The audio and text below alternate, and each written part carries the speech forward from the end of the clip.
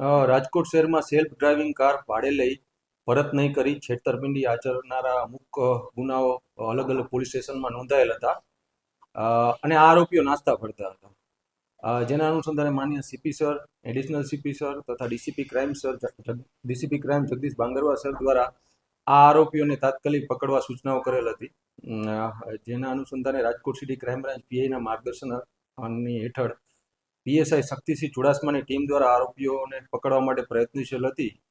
ત્યારબાદ technical surveillance અને human ઇન્ટેલિજન્સની મદદથી આ ગુનાના બે આરોપીઓ દર્પણ મનસુખલાલ મણવર કે જે રાજકોટનો જ રહેવાસી છે, આ ઉપરાંત આમિરભાઈ અસલમભાઈ વોરા કે જે સોજિત્રા જિલ્લા આણંદ રહેવાસી છે, બંનેને બે મહિન્દ્રા થાર ગાડી સાથે પકડવામાં આવેલ છે.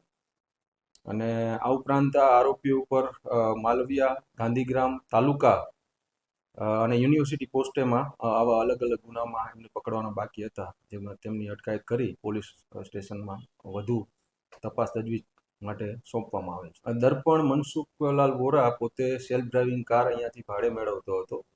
એનું દિવસનું 7,500 રૂપિયા જેવું ભાડું હતું. એ પહેલાં 5-10 દિવસ આ ભાડું ચૂકવતો પણ કરી અને ત્યારબાદ તે સોજિત્રામાં આમિરભાઈ અસલમભાઈ વોરા કે જેનું પોતાનું ગેરેજ છે તેને વેચી દેતો.